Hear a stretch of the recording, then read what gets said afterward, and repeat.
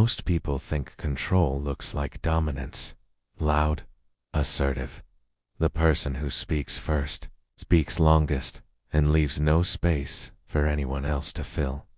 Machiavelli watched that person carefully. He studied them in the courts of Florence, in the chambers of princes, in the rooms where power was negotiated and redistributed and quietly stolen from the ones who thought they held it.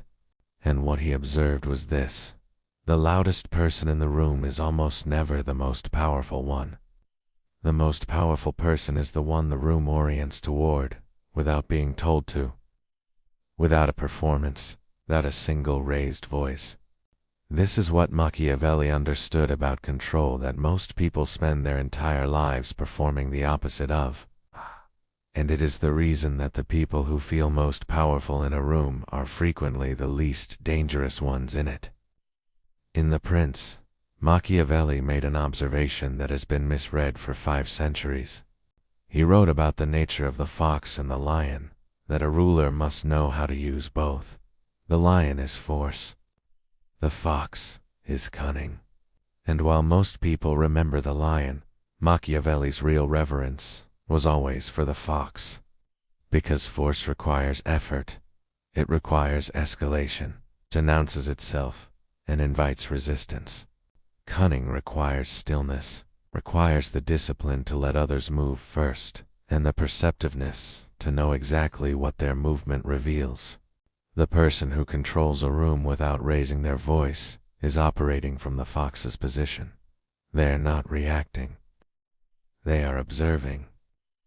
They are allowing the room to organize itself, and then making a single, precise movement that redirects everything. This is not passivity. This is a level of active attention that most people cannot sustain because it requires you to be genuinely uninterested in being perceived as powerful, while being entirely focused on being effective. That distinction is the entire architecture. There are observable behaviors that signal this kind of control, and once you know them, Hemi will see them operating in every room you enter. The first is the management of silence. The person who controls without volume is never threatened by silence. They allow it to exist where others rush to fill it.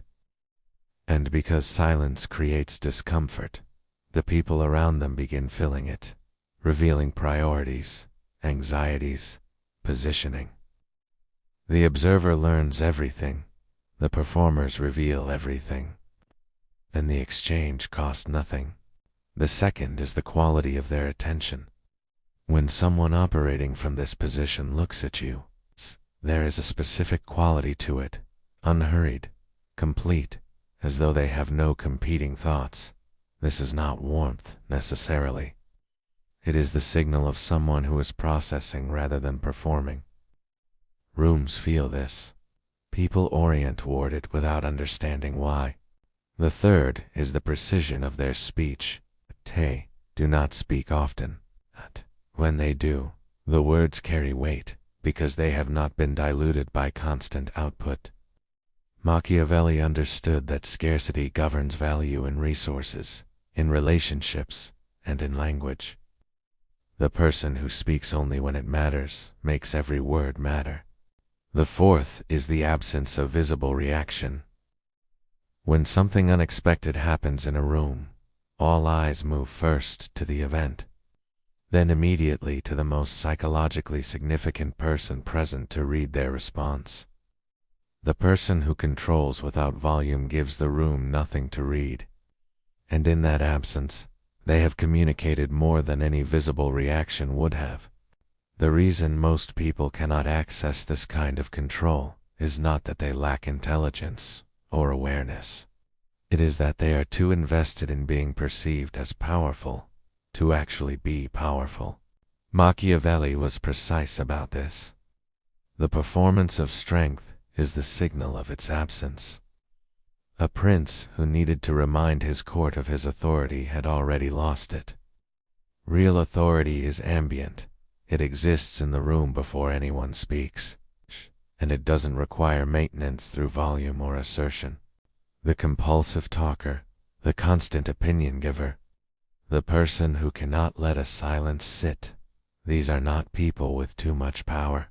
They are people with an unmanaged need for validation that is running underneath every interaction, steering every response, making them entirely predictable to the person in the room who has learned to observe without reacting.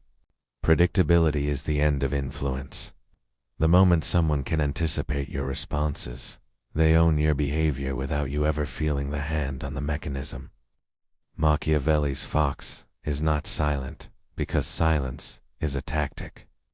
Fox is silent because it is watching, because it understands that movement costs information. And information is the only currency that compounds without being spent. You have been in rooms with this person. You may not have been able to name what made them different. You may have experienced it as presence or gravity, or simply the quiet authority of someone who seemed entirely unbothered by the social dynamics everyone else was navigating. That unbothered quality was not accidental. It was not personality. It was discipline. The practiced ability to observe without performing, to remain legible to yourself while becoming increasingly illegible to everyone else. This is what Machiavelli was pointing at across 5 centuries of being misread as a manual for cruelty. It was never about cruelty. It was about clarity. The clarity of someone who understands that the room is always speaking in its silences, age, in its anxieties, in the space between what people say and what they reveal by saying it. You now have the language for what you've always been able to feel. The question is what you do with the stillness.